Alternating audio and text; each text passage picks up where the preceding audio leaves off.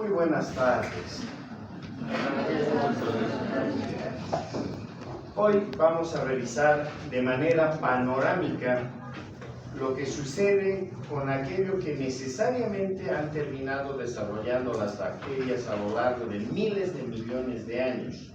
Este no es un proceso que ha surgido hace 5 años, hace 1 año o hace 50 años. Este es un proceso tan antiguo como la vida misma. Y es el hecho de poder responder ante la bacteria, o seguramente si le atribuimos la capacidad de poder decidir ante la agresión que sufre desde el punto de vista de moléculas que actúen contra su capacidad de sobrevivir y multiplicarse, obviamente a través de las mutaciones que se van produciendo en su genoma, termina desarrollando lo que ahora conocemos como mecanismos de resistencia. Y obviamente estos mecanismos, vuelvo a repetir, son muy antiguos.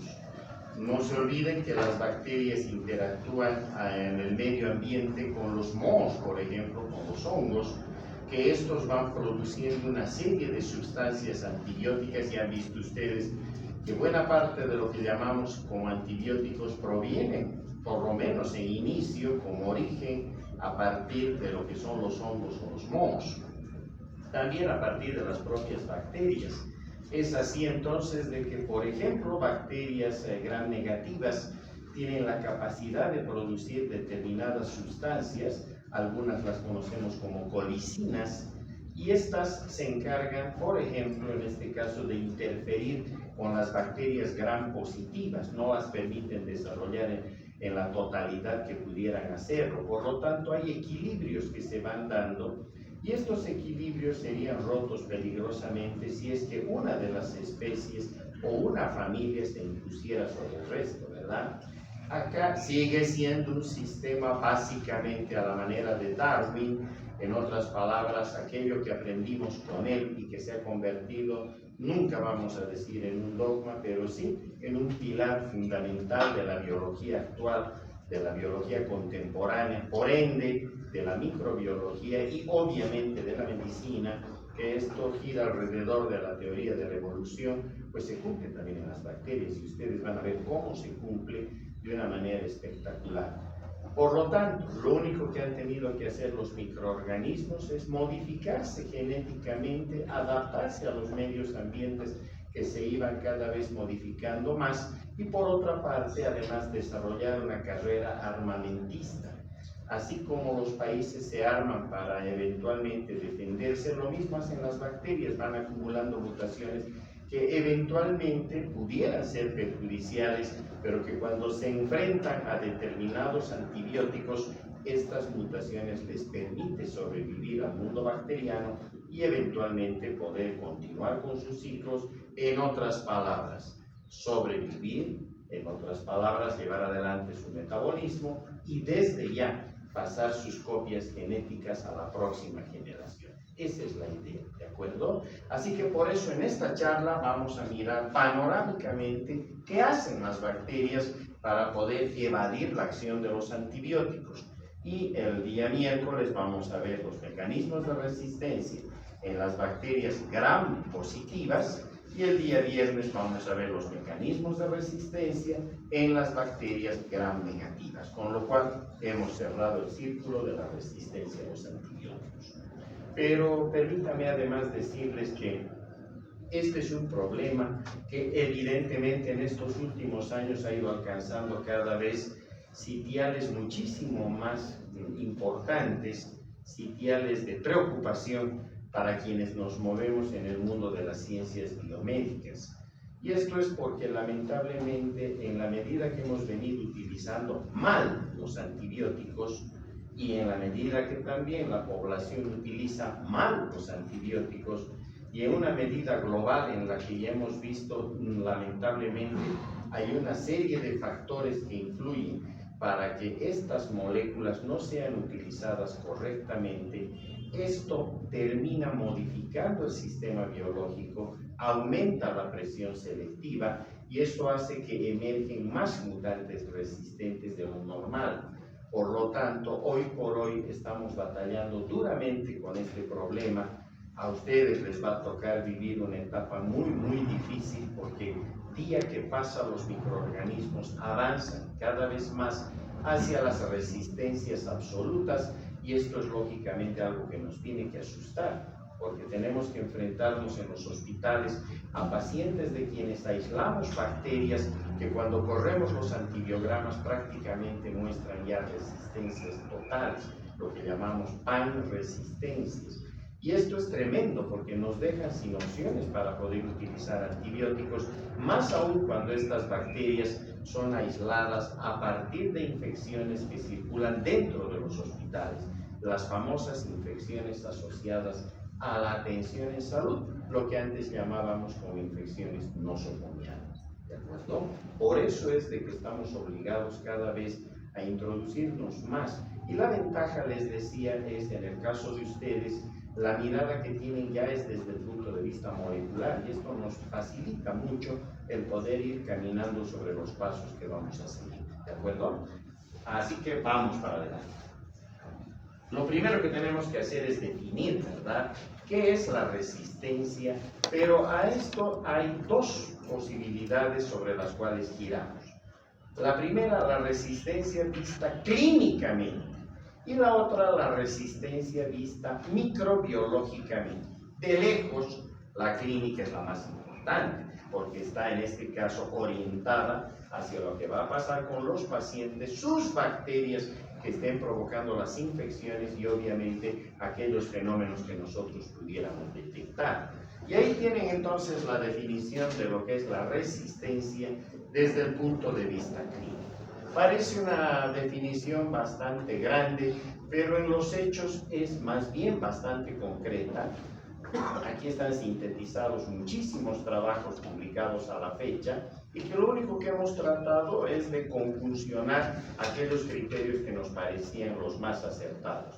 Aquí están los criterios, por ejemplo, de una institución que ustedes la van a ver en prácticas con mayor detalle, la CLSI, es el instituto que controla los estándares de laboratorio clínico, particularmente en el terreno de los antibióticos, esto a nivel global, como también el sistema EUCAS o EUCAS, que es un instituto similar, solo que desde el punto de vista europeo, y hemos conjuncionado las visiones que ellos tienen al margen de las escuelas clínicas sobre las cuales trabajamos.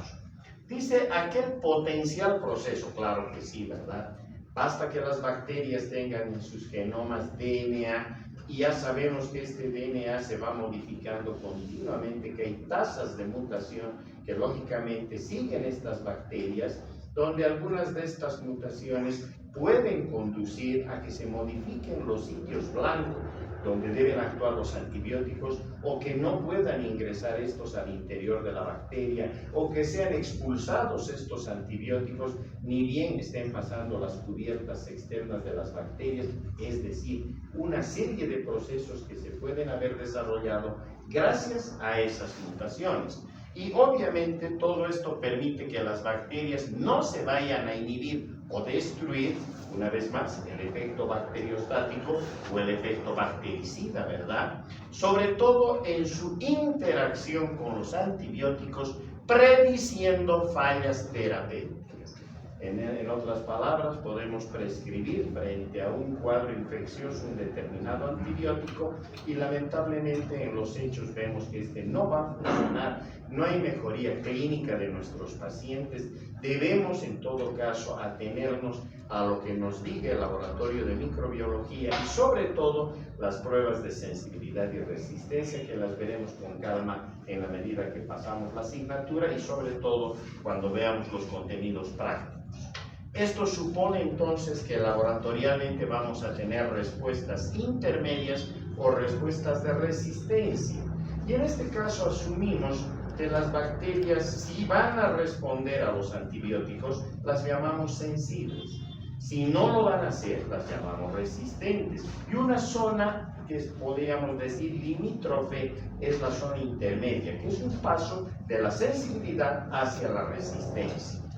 Escúchenme bien, nunca al revés, nunca desde la resistencia hacia la sensibilidad.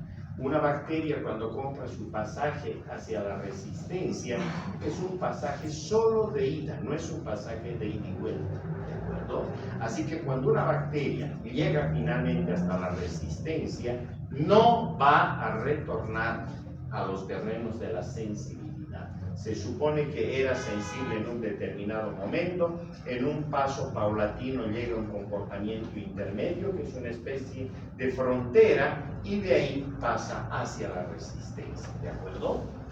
Pero si estamos hablando clínicamente, tenemos que indicar que esto va a suceder luego de la correspondiente dosificación y sobre todo cuando ya se ha concentrado fisiológicamente en el organismo, ¿verdad? En otras palabras, aquello que ustedes van a estudiar el próximo año en farmacología, la farmacocinética y la farmacodinamia. En la farmacocinética es precisamente la capacidad de interacción que en todo caso se va a producir entre el organismo y en este caso estas moléculas, el comportamiento de las moléculas en nuestros organismos, y en la farmacodinamia el comportamiento de las bacterias frente a los antibióticos una vez que estos han sido dosificados y administrados al paciente, ¿de acuerdo? Lo interesante es que para que suceda todo esto tiene que haberse producido por lo menos un mecanismo de resistencia, por lo menos. Y este tiene que estar controlado o tiene que haber sido generado desde el genoma central de la bacteria o desde materiales extragenómicos que ustedes ya los conocen y que básicamente responden al nombre de plásmidos, ¿verdad?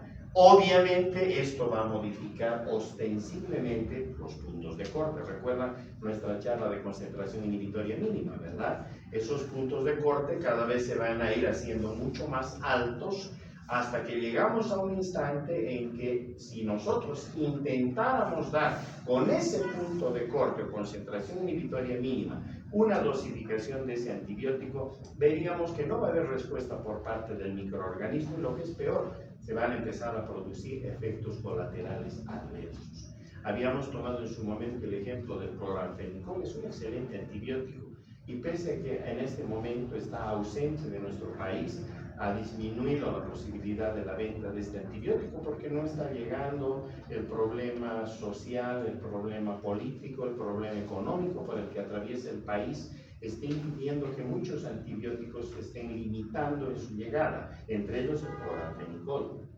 Un buen antibiótico, pero que si lo dosificamos en exceso por tiempo mucho más largo del que debiera darse, hemos visto que puede producir perfectamente las anemias excesivas o mejor aún, cuadros mucho más graves como son las aplasias medulares que lógicamente ponen en riesgo la vida del paciente, ¿cierto? Entonces, por eso es que esta definición nos gusta, porque funciona todos los criterios, desde lo que le pasa a la bacteria hasta lo que podemos ver nosotros ya como respuesta en el paciente y sobre todo sabiendo que esos puntos de corte o concentraciones inhibitorias mínimas se van a modificar, van a ir cada vez increciendo, desarrollándose en números más altos que lógicamente nos ponen en esa ruta. Pero habíamos dicho que hay otra mirada, que es la resistencia desde el punto de vista microbiológico. Cuando yo miro esto, entonces tengo dos posibilidades. Tengo la posibilidad abierta con las cepas wild type, si ustedes quieren, del tipo salvaje, donde en realidad lo que estamos viendo es de que estos son aquellos microorganismos que no presentan un mecanismo de resistencia adquirido, obviamente en este caso por mutación, para el antibiótico en cuestión. En otras palabras, es una cepa que todavía no ha adquirido ningún mecanismo de resistencia y obviamente esto hace de que sea una cepa salvaje como tal. ¿Listo? Ahora bien, esta categoría emerge cuando aplicamos un punto de corte no clínico. Ya les explico que vaya a ser apropiado y estas cepas pueden o no responder al tratamiento correspondiente. ¿De dónde viene esto? Viene a partir de lo que llamamos los puntos de corte o valores de cutoff epidemiológicos. ¿Qué hacemos en este caso? Ya salimos del terreno clínico, no estamos viendo al paciente, no estamos hablando de dosificación dosificación, ni concentración en el organismo del paciente o biodisponibilidad de la droga, ¿verdad? Ahora estamos en el laboratorio. Estamos en medio de tubos de ensayo, de matraces, cajas Petri, etc. ¿Y qué es lo que nosotros vemos desde el punto de vista laboratorial? Estudiamos a una cepa en particular y le buscamos mecanismos de resistencia. Encontramos con que no había adquirido todavía ningún mecanismo de resistencia frente a un antibiótico determinado. Para nosotros, esa es una cepa con comportamiento wild type. ¿De acuerdo? Pero no puedo estudiar solo una, ¿verdad? Se supone que estamos estudiando un paquete de esas cepas. Si estudiamos un paquete de estas cepas sometidas, y las vamos a tener que estudiar por concentración inhibitoria mínima, hemos dicho que esa es la mejor forma, ¿verdad? Pero en este caso, los puntos de corte no son clínicos. No nos interesa si la más que dosificación, si el punto de corte eventualmente sería tan peligroso para el paciente o no. Acá no interesa eso. Aquí lo único que interesa es si la cepa adquirió o no adquirió un mecanismo de resistencia. Por lo tanto, ¿es sensible o es resistente al antibiótico? Laboratorialmente hablando. ¿De acuerdo? Por eso son valores de cutoff o de corte epidemiológico, también llamados ECOF, ESBs o BCE, dependiendo si vienen de la lengua inglesa o no. ¿De acuerdo? Estos puntos de corte epidemiológicos los encontramos estudiando esa población de bacterias frente a un antibiótico y vemos qué es lo que pasa con la concentración que estamos probando. Si evidentemente un alto porcentaje de las cepas responde con sensibilidad o nos responde, en otras palabras, que es afectada por la droga, perfecto, esa es una cepa wild type, porque no tiene ningún mecanismo de resistencia, ¿verdad? Qué diferente es cuando nos encontramos con las non-wild type, las no salvajes. En este caso estamos hablando de bacterias que presentan por lo menos un mecanismo de resistencia adquirido. Obviamente, todo lo hacen por mutación. Obviamente también en este caso, esta categoría emerge por la aplicación de un punto de corte no clínico. No estoy usando puntos de corte clínicos, estoy utilizando puntos de corte laboratoriales, microbiológicos puros, ¿verdad? No, una vez más, no me interesa si con ese punto de corte va a haber efectos colaterales adversos, si le va a ir mal al paciente. No, el paciente aquí no tiene nada que ver, no lo estamos viendo al paciente. La droga que está probando va a servir en el caso del paciente y mi respuesta es no sé. No sé, porque yo no estoy viendo al paciente, yo estoy en mi laboratorio, ¿se entiende? Yo estoy mirando las bacterias desde el punto de vista microbiológico, ni sé lo que está pasando con el paciente. Por eso es que ya sean las wild type o ya sean las non-wild type, no sabemos si el tratamiento va a funcionar o no va a funcionar. Otra cosa interesante de aplicar estos puntos de corte, y esto cuando ustedes hagan la residencia médica, la especialidad, con seguridad, porque les van a mostrar a mayor profundidad lo que permite elaborar una serie de conceptos muy novedosos desde el punto de vista ya de la farmacología molecular, ¿verdad? Donde ahora podemos estudiar varias opciones en cuanto a tratamientos y podemos ver incluso ventanas de selección de mutantes resistentes. Pero eso ya tiene una aplicación específica. Aquí estamos desde el punto de vista laboratorial, meramente. ¿Listo? Por otro lado, estos puntos de corte epidemiológicos son buenos, porque de esa manera me permiten también, cuando ya no tengo posibilidades de uso de antibióticos, utilizar alguna opción, porque ni modo que le digamos al paciente, qué pena, ya no hay más antibióticos, sus bacterias han quemado todos los antibióticos, y ni modo que va a tener que morirse nomás. No, ¿verdad? No podemos hacer eso. La única forma en la que pudiéramos aventurar una posibilidad es con esto. Les cuento un ejemplo. La gonorrea, enfermedad de transmisión sexual, producida por Neisseria gonorrhoeae, es una bacteria que hace 40 o 50 años atrás era muy sensible a la penicilina. Pasaron algunos años y de repente empezaron las mutaciones a provocar la emergencia de cepas que ya no eran sensibles a la penicilina. Bueno, nadie se preocupó, todo el mundo dijo tetraciclinas. Se empezaron a usar las tetraciclinas y muy rápidamente los mutantes resistentes se empezaron a imponer de la misma manera, se seleccionaron por el tratamiento o los tratamientos que se hacían, y por lo tanto la tetraciclina también se empezó a caer.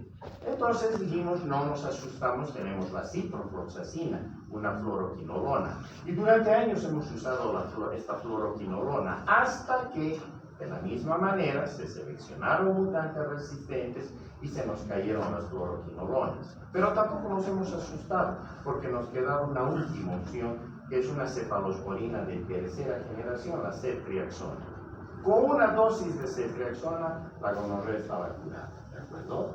Pero ¿qué pasa? Que hace unos 4 o 5 años atrás, primero en la China, luego en Europa, Estados Unidos, aquí inclusive en Bolivia hemos empezado a encontrar ya cepas de gonococos que son resistentes a la ceftriaxona. Y de esto vamos a hablar cuando toquemos el tema específico de gonococos. Eso ha puesto al mundo en una verdadera situación de alerta. Porque si la ceftriaxona más se quema, ¿qué nos queda? No había más drogas que se hubiesen estudiado en esa dimensión. Menos mal que en los laboratorios de microbiología se estaban haciendo estos valores de corte epidemiológico. Se empezó a pasar cepas de gonococos por diferentes antibióticos por concentraciones inhibitorias mínimas. Y se vio que una de las drogas funcionaba bastante bien, nos daba un límite de confianza bastante bueno, que es la acitromicina, es decir, un derivado de los macrólidos, una sal.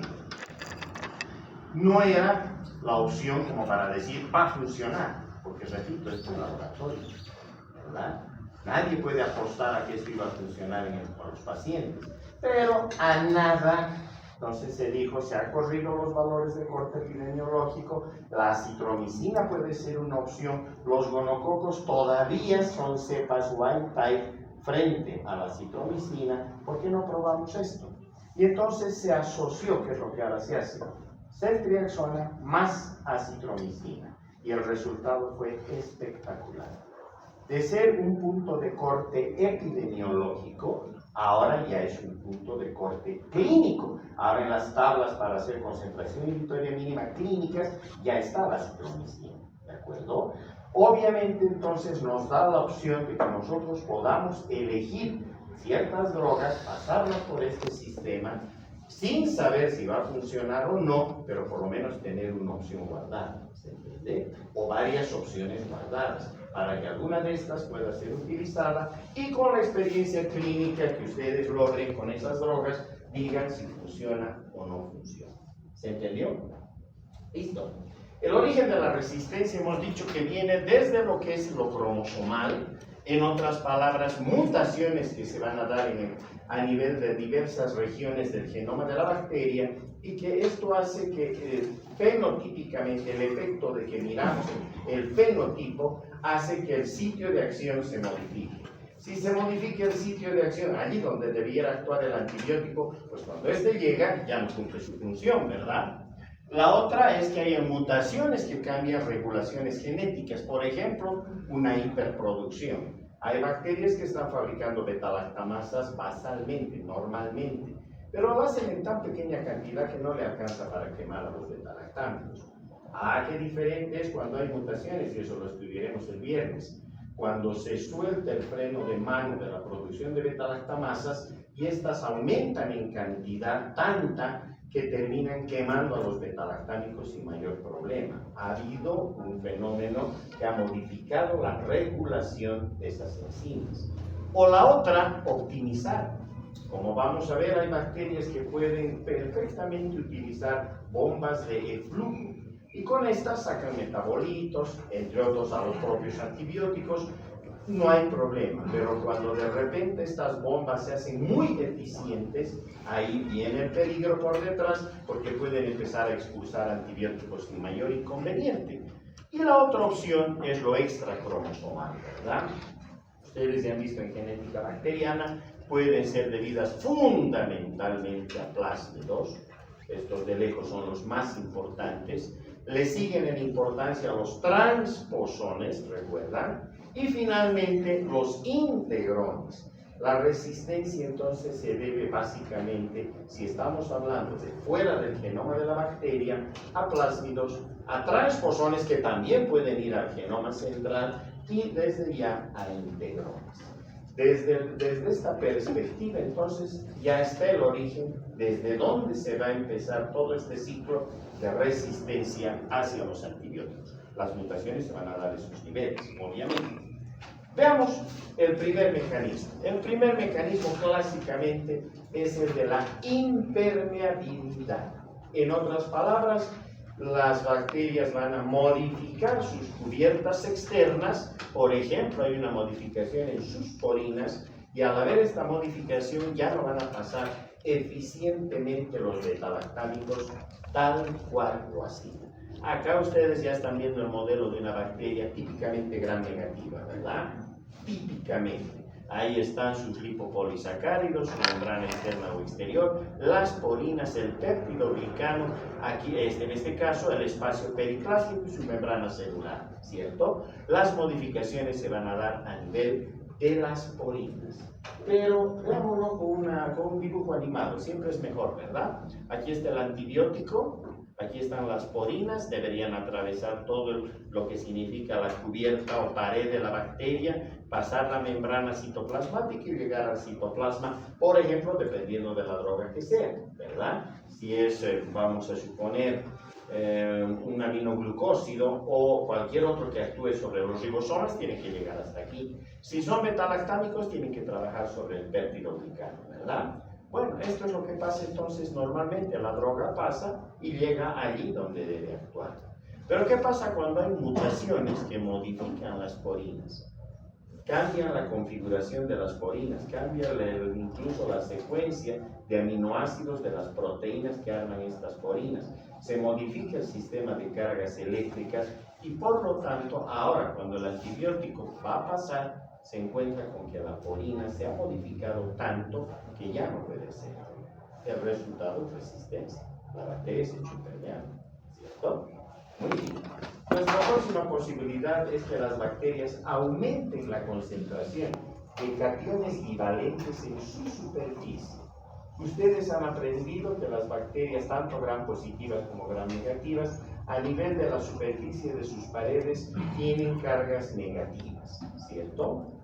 Si se quedaran solamente con cargas negativas, sería muy peligroso para algunos metabolitos que necesitan y que vienen también por ahí con cargas negativas, se repulsarían, ¿no es cierto? En este caso, entonces, lo que hacen las bacterias es básicamente acumular iones o cationes divalentes en la superficie, por ejemplo, calcio. Entonces, ahora sí, no es de que ya se va a volver un sistema neutro, sigue siendo de carga negativa, pero ya es una carga débilmente negativa. En otras palabras, pasan perfectamente los metabolitos. ¿Qué pasa cuando hay una mutación que provoca modificaciones en los lipopolisacáridos que están enganchados a la membrana externa o exterior y por lo tanto aumentan su electronegatividad? Esto provoca que acumulen más cationes divalentes en la superficie. Vean, el resultado es un escudo de cargas positivas, ¿verdad? Ahora sí, se ha modificado y mucho la carga de electropositividad de superficie. Por lo tanto, si yo tengo un antibiótico, como en este caso está representado por los aminoglucósidos son los antibióticos que tienen más y mejores cargas positivas, son los electropositivos por excelencia, ¿de acuerdo? Por lo tanto, imagínense si viene cargado con sus cargas positivas y le espera un escudo de cargas positivas, el resultado es previsible, ¿verdad? No va a poder ingresar. Y si no ingresa, tengo un mecanismo de resistencia instalado. No entró ni siquiera el antibiótico.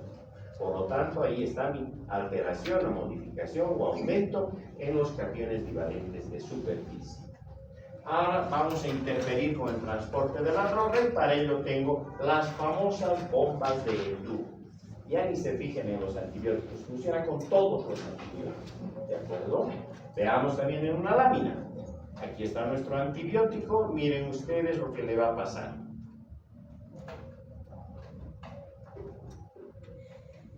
¿Qué ha sucedido? Vamos a suponer que en este caso era otra vez un aminoglucósido, tenía que llegar hasta los ribosomas, pero no ha sucedido eso. Lo que ha sucedido es que el antibiótico pasa por las porinas, sin embargo, aquí una proteína de fusión engancha al antibiótico, aprovecha además por una proteína transportadora para reorientar al antibiótico y expulsarlo por un canal de salida.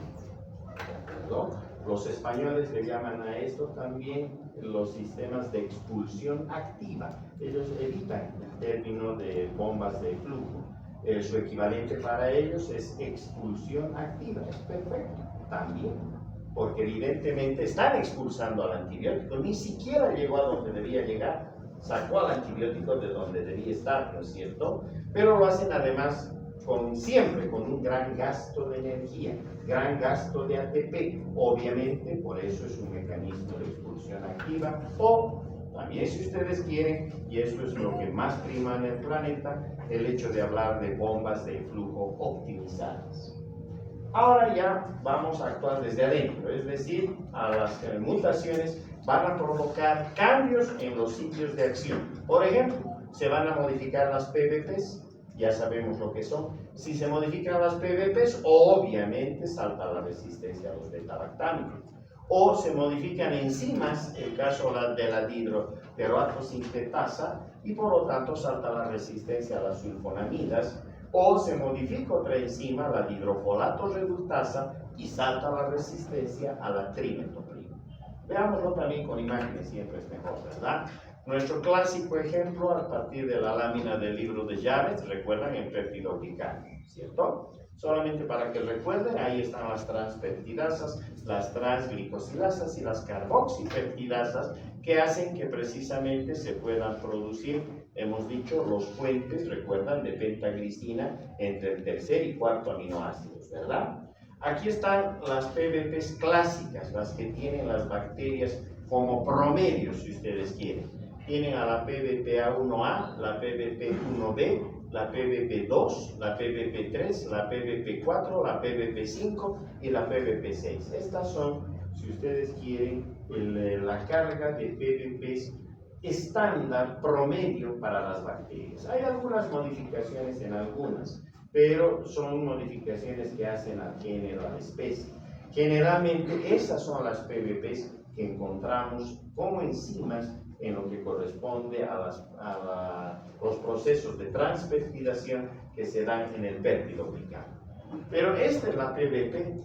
¿Qué pasa si hay una mutación que en este caso modifica la PBP? Miren, si la remodela la PBP, ahora cuando llegue el antibiótico, en este caso el beta-lactámico, ya no se va a encontrar con la PBP clásica.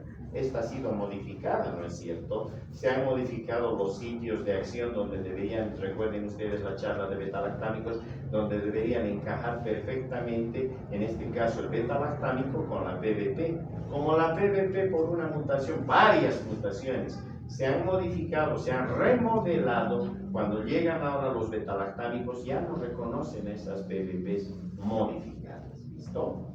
Estas no se modifican de un solo golpe, sino que necesitan varias mutaciones y que se vayan acumulando esas mutaciones. Por eso es que estas resistencias debidas a modificaciones en PBP tardan en aparecer en el tiempo, ¿de acuerdo? Las otras, las que vamos a ver al final y las vamos a estudiar con cuidado el día viernes, las de las beta-lactamasas, esas son rápidas. La bacteria se acuesta esta noche sensible, mañana despierta resistente. En cambio, estas otras tardan, toman años ir modificando, tienen que ir sumando las mutaciones y que además estas vayan dirigidas a remodelar las PBP. ¿Listo? Hemos dicho, las otras están dadas desde el punto de vista de modificación de enzimas. Y evidentemente aquí está el paso desde lo que es el ácido paraminobenzoico hacia el ácido dihidroteroico en el metabolismo de esto. Obviamente hay una enzima que está jugando un papel fundamental acá. Esa enzima es la dihidroteroatosintetasa. Si esa enzima se modifica, todavía es capaz de llevar adelante el metabolismo. Pero como se ha modificado la enzima, ahora sí, cuando llegan las sulfas, ya no la reconocen porque estas son el blanco precisamente de las sulfas. Si se modificó la enzima y llegan las sulfas, tiene que haber una inhibición competitiva, ya no hay el reconocimiento que debería existir desde el punto de vista químico y por lo tanto, como hay una dihidroteroatosintetasa modificada que todavía cumple su función, las sulfas no hacen absolutamente nada. ¿De acuerdo? Todas las sulfas tienen ese mecanismo de acción y obviamente la resistencia es alta de esa manera. Por otra parte, tenemos la posibilidad de que tengamos que avanzar desde el ácido dihidrofólico al ácido tetrahidrofólico. Y para eso media otra enzima, que es la hidrofolato reductasa. Acá es donde tenemos el blanco para la trimetoprima. Cada vez que la trimetoprima tiene que cumplir su mecanismo de acción, lo que hace es inhibir a esa enzima, la hidrofolato reductasa. Pero ¿qué pasa si la bacteria por mutaciones cambia la hidrofolato reductasa? Ahora es una hidrofolato, si ustedes quieren, monstruo, que sigue cumpliendo su función, pero que se ha modificado químicamente. Cuando llega a la trimetoprima, no la reconoce y por lo tanto no actúa sobre esta, no la inhibe y el resultado es resistencia. Recuerden que la trimetoprima va enganchada a una sulfa, ¿verdad? Al sulfametoxazol, para tener como producto final el cotrimoxazol, aquello que corrientemente llamamos Bactrim. En realidad es una marca simplemente de lo que es el cotrimoxazol. ¿Listo? La otra es de que la enzima es la misma, por eso dihidrofolato reductasa normal, no es la monstrua anterior, esta es la normal, pero en este caso hay una hiperproducción. Por lo tanto, acá tengo yo los sitios blancos sobre los cuales debería trabajar la trimetoprima. En este caso estoy hablando de la dihidrofolato reductasa. Entonces tiene los sitios activos sobre los cuales tiene que trabajar la trimetoprima, ¿de acuerdo? Pero si hay una hiperproducción, ¿qué va a suceder? Miren ustedes, aumenta la dihidrofolato. En este caso está aumentando la dihidrofolato reductasa. Fíjense, al aumentar, las bacterias lo están haciendo por una mutación. Nosotros no tenemos ojos moleculares con los cuales ver este fenómeno, ¿verdad? Por lo tanto, a la dosificación que estamos utilizando y donde los sitios activos sobre los cuales debiera estar la trimetoprima debieran ser, en este caso, solo estos, miren cómo han aumentado. Por lo tanto, nosotros estamos dosificando la trimetoprima con el sulfametoxazol y resulta que hay resistencia. Decimos, ¿será que se ha modificado la dihidrofolato? Si la estudiamos, en este caso laboratorialmente, esa dihidrofolato de esta bacteria, si la estudiamos por biología molecular, nos encontramos con que no se ha modificado, es la misma, solo que se ha hiperproducido. Así que la trimetoprima llegó, actuó sobre los sitios de acción, pero miren cuántos han quedado limpios y por eso es de que la trimetoprima no ha podido lograr el objetivo de interferir, en este caso, con el sistema metabólico de esta bacteria. ¿Se entendió? Perfecto. ¿Puede haber más modificaciones en los sitios de acción? Claro que sí. Que se hayan producido alteraciones, como por ejemplo la proteína S12 ribosomal y salta la resistencia a la streptomicina, o la DNA girasa o la topoisomerasa 4 a nivel genético mismo de la bacteria y salta la resistencia a las quinolonas, o que se modifique la RNA polimerasa y salta la resistencia a lo que conocemos en general como rifamicinas, su representante la rifampicina. Aquí está. La primera, tienen el ribosoma bacteriano, tenemos la subunidad 50S, la subunidad 30S, ¿verdad? Sabemos que los aminoglucósidos trabajan sobre la subunidad 30S, pero su sitio blanco ha de ser diferente dependiendo de cada aminoglucósido. Por ejemplo, para la streptomicina es una de sus proteínas, la conocida como S12. ¿Listo? Ese es el blanco de la streptomicina. Cuando la streptomicina llega hasta la subunidad 30S, llega a la proteína S12 y la bloquea, la inhibe de tal manera que ahora ya no puede pasar por ahí el RNA mensajero, el mensaje que se lee es erróneo. Y obviamente esto va en contra de la bacteria y la termina matando. ¿Listo? Acá, ¿qué pasa entonces? Cuando se modifica esta proteína S12, salta la resistencia a la streptomicina. Lo grave de esto es de que esta proteína S12 está codificada a nivel genético en una región muy caliente, en otras palabras, una región muy susceptible de ser modificada por mutaciones. Por eso es que la streptomicina la cuidamos tanto hoy por hoy, sobre todo en Bolivia. No se olviden que la streptomicina tiene una de sus utilidades fantásticas es ir contra la tuberculosis, contra el Mycobacterium tuberculosis. Nunca la damos sola, la damos asociada con otras drogas, porque ya sabemos que la micobacteria muy rápido puede modificar en cuanto a mutación el sitio de la S12 a nivel de su ribosoma y por lo tanto mostraría resistencia al estrepto. Por eso es que no nos permiten usar streptomicina para otras patologías, salvo raras excepciones y con permisos especiales, ¿de acuerdo?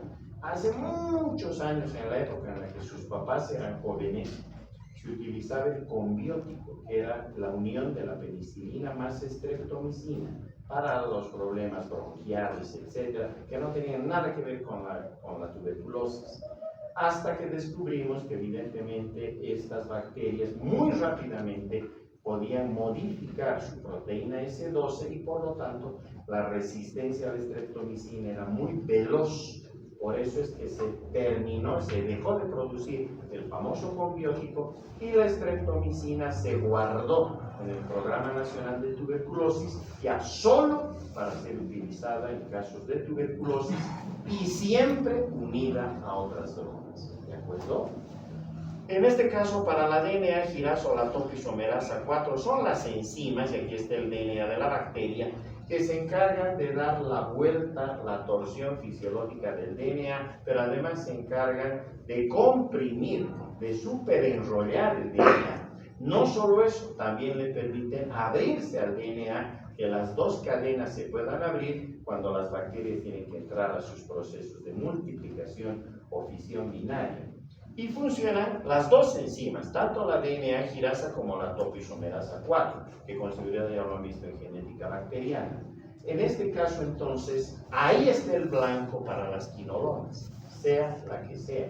Las quinolonas se intercalan en el material genético, se unen a estas enzimas y las inhiben competitivamente.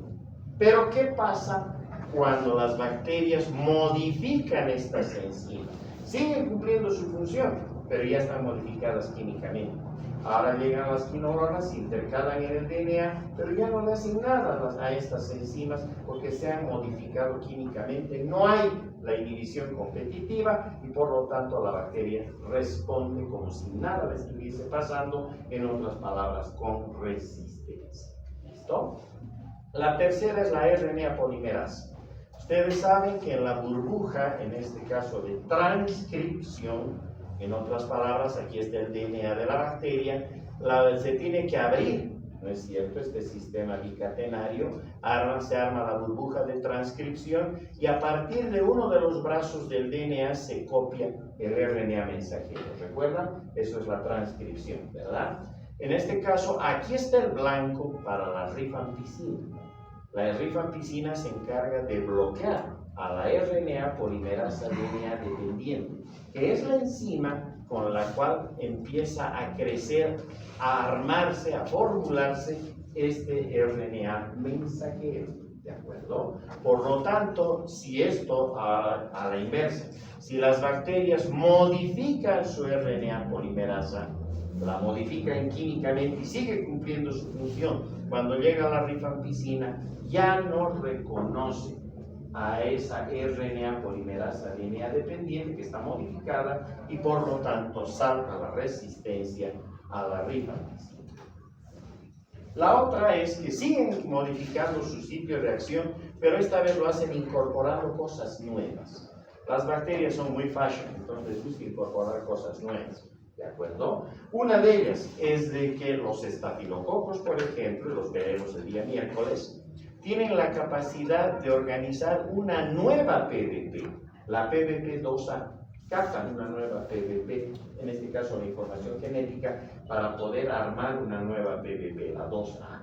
¿Recuerdan nuestra tablita de hace un momento? Habían las PBPs 1A, 1B, 2, 3, 4, 5, 6. Ahora apareció la 2A. O sea, no solo está la 2, sino que el estafilo incorpora material genético que le permite armar una nueva PBP, que es la PBP2A. El momento en que hace esto el estafilococo, asume la llamada meticilino-resistencia, ¿de acuerdo? O los enterococos, que arman un nuevo sistema de ligazas, todo en el péptido glicano, donde transforman, recuerdan el péptido glicano, ¿no es cierto? Recuerdan los 4 aminoácidos, la L-alanina, el D-glutamato, el tercer aminoácido decíamos que es el variable, si es un gran positivo puede ser la L-lisina, y el cuarto y quinto aminoácidos, decíamos, son las D-alaninas, ¿no es cierto? Ahora, en este caso, los enterococos cambian esas D-alaninas y utilizan nuevos aminoácidos que pegan acá, por ejemplo, D-lactato o la D-serina. Como ya son nuevos aminoácidos, cuando llega la vancomicina, no reconoce a este tipo de aminoácidos, son mucho más voluminosos, son más complejos en su estructura, por lo tanto la vancomicina no va a poder encastrar y no va a poder secuestrar estos residuos que ya no son los de D-alanina, sino son de D-lactato y de D-serina, ¿de acuerdo? Por lo tanto, salta la resistencia, en el caso de los enterococos, a la vancomicina. Y cada vez cosas más nuevas, por ejemplo, aumentan el espesor de su pared. Esta es la pared, ¿verdad? Los estafilococos son expertos en hacer esto. Y de esa manera le hacen resistencia a los glicopéptidos. Ahí están la vancomicina y la teicoplanina. ¿Qué significa entonces en este caso? Que aumentan los precursores, por ejemplo, para hacer N-acetilglucosamina y ácido N-acetilmurámico. Aumentan en gran cantidad. Si aumentan estos ladrillos a la pared, ¿qué le va a pasar? Necesariamente se va a hacer mucho más grande, ¿no es cierto? Se va a hacer cada vez mucho más compleja, más voluminosa. Por lo tanto, llega la vancomicina, encastra en lo que debería ser la pared normal, pero tienen todo este otro pedazo de pared que es totalmente extra. Por lo tanto, al estafilococo no le pasa nada y sigue tranquilo. ¿Listo? O pueden aumentar péptidos, ya no hidratos de carbono, como hace un momento vimos, la N-acetilglucosamina o el ácido N-acetilmurámico, sino que pueden aumentar los residuos, por ejemplo, de D-alanina. Y ahí está, aumentan cada vez más residuos de D-alanina. Pero ya no los puede pegar. Nos recuerdan que solamente en el cuarto y quinto lugar estaban, e inclusive sacaban el quinto de Alan, ¿no es cierto? Entonces, ¿qué hacen con estos residuos de D-alanina? Los acumulan en el péptido glicano para que cuando llegue la vancomicina se pegue a esos residuos, pero está afuera del péptido glicano. ¿Se dan cuenta? No son D-alaninas estructurales que sean parte del péptido glicano, sino que le ponen una especie de señuelos fuera del péptido glicano. O mejor aún, los eliminan al exterior. Si se eliminan al exterior, llega la vancomicina, se pega a los residuos de D-ala, pero lo está haciendo fuera de la bacteria. Por lo tanto, no va a haber efecto farmacológico. Es más o menos lo que hacen los aviones de combate, ¿verdad? Sueltan señuelos de calor para que los proyectiles que disparen el otro avión se vayan a esos señuelos y no al avión, en este caso blanco.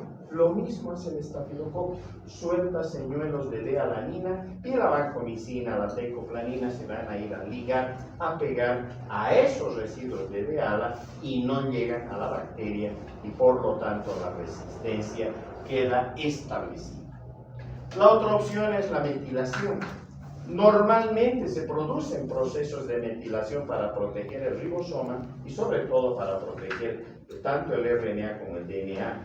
En este caso, la bacteria por mutaciones aumentan estos procesos. Hay una hipermetilación y por lo tanto hay una hipermetilación que conocemos como ribosomal inducible, la famosa MLSB inducible, y la otra es la constitutiva, la MLSB constitutiva.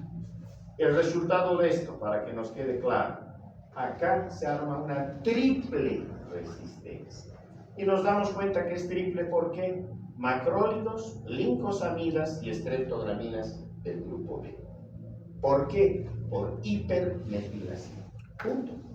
¿De acuerdo? Si se armó la triple resistencia, se caen los macrólidos. Eritromicina, claritromicina, diritroacitromicina. Se caen las lincosaminas, lincomicina, clindamicina, y se caen las estreptograminas del grupo B, que son la virginomicina, etc., que no hay en Bolivia, no hay, y sin embargo nuestros estafilococos arman esta resistencia. ¿Se dan cuenta? Lo que termina de confirmar que no es el antibiótico el que hace resistencia. Lo único que hace el antibiótico es seleccionar a las bacterias mutantes que hayan alcanzado la resistencia. ¿Se entendió? Perfectamente. O pueden, ya en la recta final de nuestra charla, lograr procesos de inactivación enzimática. En este caso, trabajan con una enzima, la cloranfenicol-acetiltransferasa, conocida también como CAT. Esta enzima lo que ha de hacer, aquí está el cloranfenicol estructuralmente normal, pero miren lo que hace el CAT, le pega un grupo acetilo y en un segundo paso le pega otro grupo acetilo. Esta molécula ya no tiene nada que ver con esta, queda completamente inactivada. Se ha dado un proceso de inactivación enzimática gracias a la acetilación por parte de una enzima que es la cloranfenicol-acetiltransferasa. ¿Listo? Ya está. Miren ustedes cómo arman su resistencia. La otra, y esta es pregunta clásica de parcial y hasta de la residencia médica, ¿cuál es el principal mecanismo de resistencia para los aminoglucósidos por parte de las bacterias? Está dado por un juego de 3 enzimas. Son enzimas que pueden ser adenililantes, o sea, adeniltransferasas, enzimas que pueden ser acetilantes, o sea, acetiltransferasas, y enzimas que pueden ser fosforilantes o fosfotransferasas. Lo triste de esto es de que este mecanismo es totalmente aleatorio, al azar. Por lo tanto, hay bacterias que pueden expresar solamente un tipo de adeniltransferasa, porque además dentro de cada una de estas hay subvariedades. Entonces puede haber solo un tipo de esta, hay otras bacterias que ponen un tipo de estas y un tipo de estas, o hay bacterias que ponen un subtipo de estas, un subtipo de estas y un subtipo de estas otras. Al final, el proceso es el mismo. El proceso de resistencia se va a dar por estas famosas EMAs, enzimas modificadoras de aminoglucósidos. Pregunta de parcial, ¿cuáles son las enzimas modificadoras de aminoglucósidos? Las adeniltransferasas, las acetiltransferasas y las fosfotransferasas. ¿De acuerdo? Muy bien. Y tenemos un mecanismo interesante que está dado por la famosa, el modelo, diremos, la MCR1, que no es solamente uno, hoy por hoy hemos llegado hasta el 10, pero el concepto para las MCR es que son enzimas que tienen la capacidad, en este caso es una fosfoetanolamina transferasa, que tiene la capacidad de pegar fosfoetanolamina, en todo caso, en el lípido que corresponde al fosfolípido de las bacterias gram negativas. Más que el fosfolípido, el lipopolisacárido. ¿De acuerdo? Nos corregimos ahí para evitar errores. Recuerden entonces, en este caso, aquí está la pared de la bacteria gram negativa, ¿no es cierto? Y aquí están sus lipopolisacáridos.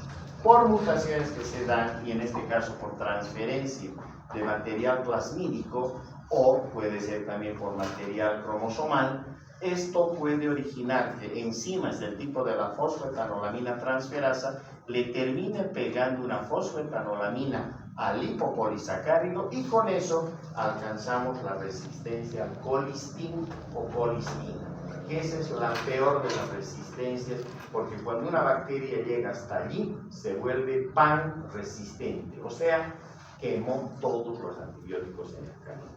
¿Listo? Y a veces uno dice, uy, pero eso habrá sucedido, y veo las citas en la China, en Bolivia es difícil. No, les comento que aquí está, esto es de mi laboratorio de bacteriología en el INLASA, precisamente el trabajo de una bióloga molecular, la doctora Medrano, y de una microbióloga del INLASA, la licenciada Rebollo. Ellas encontraron precisamente en cepas de Salmonella, aquí está, en Salmonella typhimurium, encontraron MCR1, o sea, resistencia a la colistina. Es el primer reporte que se ha hecho en Bolivia de una cepa con resistencia del tipo MCR1, o sea, lo que acabamos de ver. una fosfetanolamina transferasa, pegando fosfetanolamina en el lipopolisacárido y con ello le da la resistencia total a la colistina. Esta es una bacteria asesina. Para donde esté se va a desplegar y obviamente no va a haber antibiótico que la pueda controlar.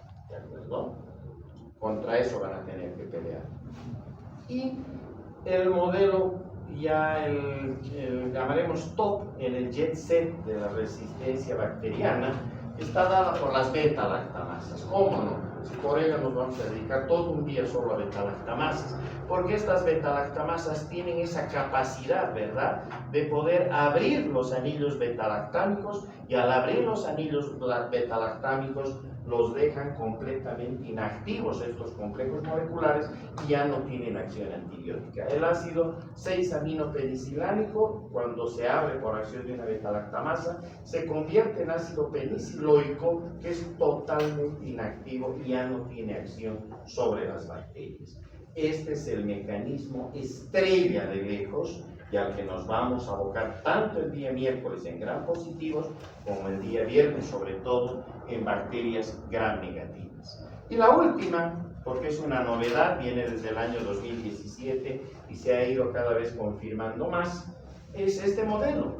Es una inactivación enzimática, pero por una adaptación más bien de corte, podríamos una modificación adaptativa, ¿de acuerdo?